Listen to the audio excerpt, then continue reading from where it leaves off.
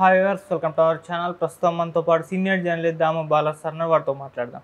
నమస్కారం సార్.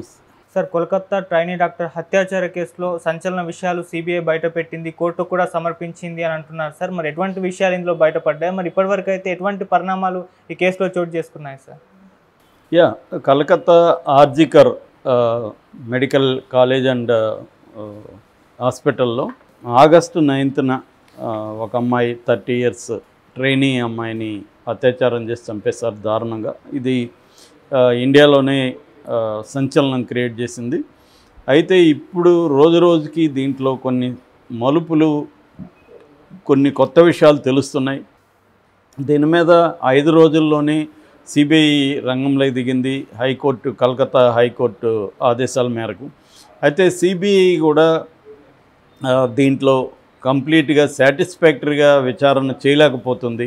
దీనికి ప్రధాన కారణం ఏంటంటే, 5 రోజుల లోపల అక్కడ కలకత్తా లోకల్ పోలీస్ స్టేషన్, తలా పోలీస్ స్టేషన్ అంటారు దాన్ని, ఆ తలా పోలీస్ స్టేషన్లో కేసు నమోదైంది. వాళ్ళ కంట్రోల్లో క్రైమ్ సీన్ కావచ్చు, అక్కడ దొరికిన మెటీరియల్ ఎవిడెన్సెస్ కావచ్చు, అవన్నీ వాళ్ళ కంట్రోల్లో ఉన్నాయి. వాళ్ళేమో దాన్ని కరెక్ట్గా చేయలేదు. సో సుప్రీంకోర్టు కానీ ఇటు హైకోర్టు కానీ సిబిఐకి డెడ్ లైన్లు పెడుతున్నాయి త్వరగా చేయమని. ఎందుకంటే దేశవ్యాప్తంగా దీని మీద ప్రెజర్ వస్తుంది. మామూలుగా ఏంటంటే, మనకి సినిమాలో చూపించినట్టుగా ఒక హత్య జరగగానే కనిపెట్టేసినట్టుగా ఉండదు. రియల్ లైఫ్లో ఏంటంటే, కరెక్ట్గా ఇప్పుడు అతను ఒకవేళ నేనే చంపినాను ఒప్పుకున్నా కూడా ఆధారాలు కోర్టుకి ప్రూవ్ చేయాల్సి ఉంటుంది. ఒక ముద్దాయి నేనే చంపినానంటే శిక్ష వేసేసి పంపించేది. సో మన లీగల్ సిస్టమ్ ఏంటంటే ప్రూవ్ చేయాల్సి ఉంటుంది. ఇక్కడ ఏమైంది, ఆ అమ్మాయిని దాదాపు అర్లీ అవర్స్లో, అంటే నైట్ 2 గంటల తర్వాత అర్లీ అవర్స్లో రేప్ చేసి చంపేశారు. ఆ చంపిన దాన్ని నిరూపించడానికి ప్రధానంగా ఇప్పటివరకు ప్రధానమైన ముద్దాయి సంజయ్ రాయ్ అనే అతను. సంజయ్ రాయ్ అదే చేసినాడనే దానికి ఐ విట్నెస్ లేదు. ఓన్లీ ఆ టైంలో సీసీటీవీ ఫుటేజ్లో ఇతను వెళ్తున్నట్టు కనబడ్డాడు. అట్లాగే క్రైమ్ సీన్లో ఇతని బ్లూటూత్ హీరింగ్ ఇది ఉంది. అంత తప్ప ఇతనే చేశాడనే దానికి వేరే రకమైన ఆధారాలు కానీ ఏమీ లేవు.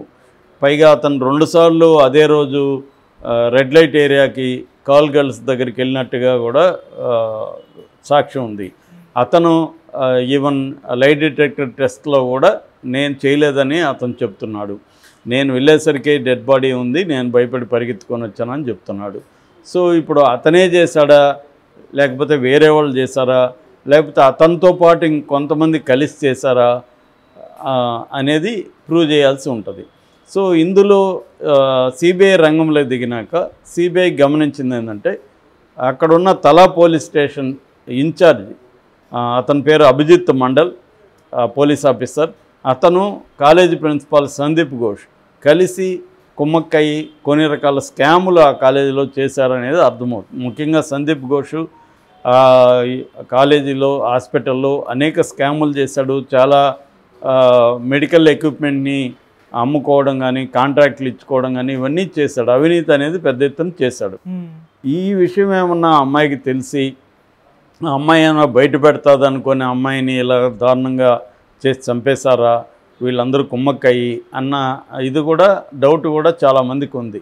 అందుకనే సందీప్ ఘోష్ని తీసేయాలని మెడికో వీళ్ళు సమూహాలు, వాళ్ళ సంఘాలు పెద్ద ఎత్తున ధర్నాలు చేస్తే అతన్ని తీసేశారు. తీసి కూడా మళ్ళీ నేషనల్ మెడికల్ కాలేజ్ ప్రిన్సిపాల్గా పెట్టడం మీద కూడా తీవ్ర విమర్శలు వచ్చాయి.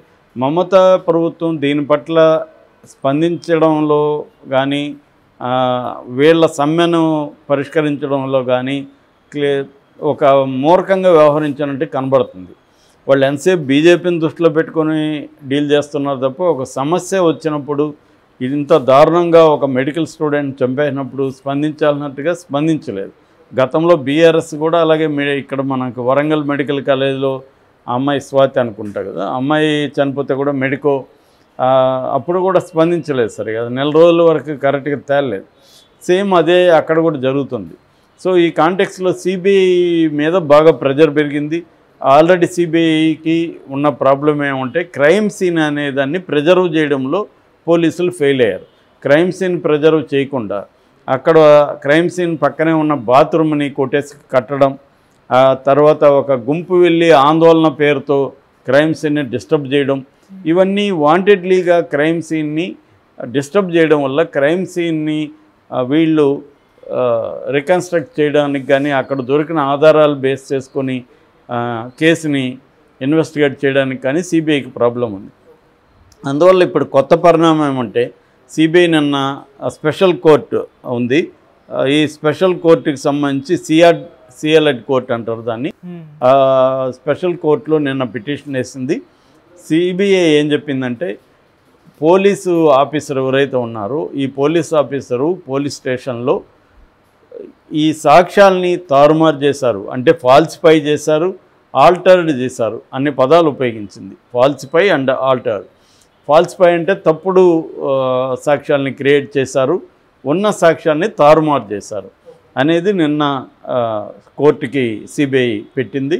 వాళ్ళు చెప్తున్న దాని ప్రకారం ఏంటంటే అక్కడ దొరికిన క్రైమ్ సీన్లో దొరికినవన్నీ పర్ఫెక్ట్గా లేవు, కొన్ని వీళ్ళు పెట్టి అక్కడ దొరికినట్టుగా చెబుతున్నారు.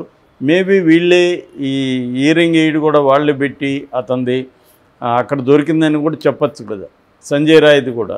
కాబట్టి దాన్ని రేపు కోర్టులో ఎలా ప్రూవ్ అవుతాం, అక్కడ దొరకలేదని ఇతను చెప్పచ్చు, నాది కాదని చెప్పచ్చు. అంటే వీళ్ళు చెప్పే వాదన ఏంటంటే ఇతను వెళ్ళినప్పుడు చెవులో కనిపిస్తుంది, సీసీటీవీలో వచ్చేటప్పుడు లేదని ఒక ఇది ఉంది. కానీ మరి ఆ సీసీటీవీలో నిజమా కాదో తెలియదు. అట్లాగే స్పెర్మ్ కౌంట్ ఎక్కువ ఉంది, ఆ స్పెర్మ్ ఇతందేనా వేరే వాళ్ళదా అన్న కన్ఫ్యూజన్ కూడా ఉంది. సో వీళ్ళు ఇప్పుడు ఏం చేస్తున్నారంటే కోర్టులో ఏం చెప్పారంటే, ఒకటి మా దగ్గర ఏం మ్యాజిక్ వ్యాండ్ లేదని కూడా సిబిఐ చెప్పింది కోర్టుకి. మ్యాజిక్ వ్యాండ్ అంటే మంత్రదండం ఏది లేదు, మేమేదో మ్యాజిక్ చేసి ఈ కేసుని చేయలేము, మాకు టైం కావాలి, మేము ప్రాపర్ పద్ధతులు ఇన్వెస్టిగేట్ చేయాలి, కాబట్టి వీళ్ళని 30 దాకా బెయిల్ ఇవ్వకండి, వీళ్ళని రిమాండ్లోనే పెట్టండి, వీళ్ళిద్దరిని సందీప్ ఘోష్ అండ్ అభిజిత్ మండల్ పోలీస్ ఆఫీసర్ని, ఎందుకంటే మాకు ఇంకా టైం కావాలి, ఈ ఫాల్స్ దీన్ని మేము సరి చేసుకోవాలి, వీళ్ళు ఎక్కడెక్కడ సాక్ష్యాలను తారుమారు చేశారో దానంతా మేము ఇది చేయాలి. ఇప్పుడు మామూలుగా డే 1 నుంచే వీళ్ళ చేతిలో కంట్రోల్లో ఉంటే ప్రాబ్లం ఉండదు. ఇక్కడ కూడా మనకి వివేకానంద రెడ్డి కేసు కూడా అదే, లోకల్ పోలీసులంతా దాన్ని రకరకాల పద్ధతిలో సాక్ష్యాలను తారుమారు చేసినాక సిబిఐ ఎంటర్ అయింది. సిబిఐ అందుకని ఏం చేసింది, సిబిఐ ఎవరైతే దాంట్లో ముద్దాయిలుగా సాక్షులుగా ఉన్నారో వాళ్ళని టార్చర్ చేసి వాళ్ళ నుంచి వాంగ్మూలాలు తీసుకుని పనిచేసిందని సిబిఐ మీద విమర్శలు చేశారు. సిబిఐ టార్చర్ చేసిందా లేదని తేలలేదు, కానీ అభియోగాలు అయితే సిబిఐ మీద వచ్చాయి. జనరల్గా పోలీసులు ఏం చేస్తారు, ముద్దాయిల్ని కొట్టి వాళ్ళ దగ్గర నుంచి నిజాలు రాబట్టి కేసులో దాన్ని బేస్ చేసుకొని ఆధారాలు కలెక్ట్ చేసి కోర్టులో పెడతారు. జనరల్గా ఇండియాలో జరిగే ఇన్వెస్టిగేటివ్ మెథడ్ అంటే అర్థమైందంటే ఎవరైతే అనుమానితులు ఉండారో వాళ్ళందరిని పట్టుకొచ్చి తీవ్రంగా కొట్టడం అనేదే ఇప్పటికీ కూడా జరుగుతుంది. ప్రాపర్గా సైంటిఫిక్ ఇన్వెస్టిగేటివ్ మెథడ్స్ లేవు, దానికి సంబంధించిన ఒక సిస్టమ్ అనేది ఇండియాలో ఎవాల్వ్ కాలేదు. ఇప్పటికి కూడా క్రైమ్ సీన్లో ఫోరెన్సిక్ టీములు వెళ్ళడం అనేది ఇప్పటికి కూడా ఇండియాలో లేదు. సినిమాల్లో మాత్రం చూస్తుంటాం ఫోరెన్సిక్ టీం వెళ్తుంటుంది. సో జనరల్గా ఏంటంటే ఫోరెన్సిక్ టీం వెళ్ళాలి, ఆ క్రైమ్ సీన్ని ప్రిజర్వ్ చేయాలి, క్రైమ్ సీన్ని సీజ్ చేయాలి, ఎవరు పోనీకుండా చూసుకోవాలి, రీవిజిట్ చేయాలి క్రైమ్ సీన్కి, అంటే కొన్ని డీటెయిల్స్ తెలిసినాక మళ్ళీ వెళ్ళాలి, ఇవన్నీ ఉంటాయి. సో దీనికి టైం పడుతుంది. సో వీళ్ళు ఇప్పుడు అదే అడుగుతున్నారు. ఒకటి, మేము CCTV footage already forensic science ల్యాబ్కి పంపించాము, దాని నుంచి ఫోరెన్సిక్ సైన్స్ ల్యాబ్ కూడా ఇట్ టేక్స్ టైం అనమాట, వాళ్ళకు కూడా చాలా టైం పడుతుంది. మనకి ఫోరెన్సిక్ సైన్స్ ల్యాబ్స్ కూడా ఉండాలని లేవు. యాక్చువల్గా ప్రతి పోలీస్ స్టేషన్కి అనుబంధంగా ఒక ఫోరెన్సిక్ టీం ఉండాలి అనేది కూడా కొత్తగా బిఎన్ఎస్ చట్టంలో ఉంది. కానీ అవన్నీ రావడానికి ఇంకా 5 ఏళ్ళు టైం కూడా వాళ్ళే పెట్టుకున్నారు, 5 ఏళ్లలో మేము ఇవన్నీ చేస్తామని. సో అదొకటి. రెండవది, ఎక్కడెక్కడైతే వీళ్ళు తారుమారు చేస్తారో సమాచారాన్ని దాన్ని మళ్ళీ మేము మార్చుకోవాలి. కొన్ని అయితే ఇంకా అందుబాటులో ఉండవు, సాక్ష్యాలను ఇప్పుడు తారుమారు చేసేసినాక అవి మళ్ళీ దొరకవు ఇంకా. కాబట్టి కొద్దిగా సిబిఐ దీంట్లో కూడా ఒక ఫ్రస్ట్రేషన్ కనబడుతుంది మనకు, వాళ్ళ రిపోర్టు సబ్మిట్ చేసిన దాంట్లో. అంటే మా దగ్గర మ్యాజిక్ వ్యాండ్ లేదనడంలో వాస్తవం కూడా అది.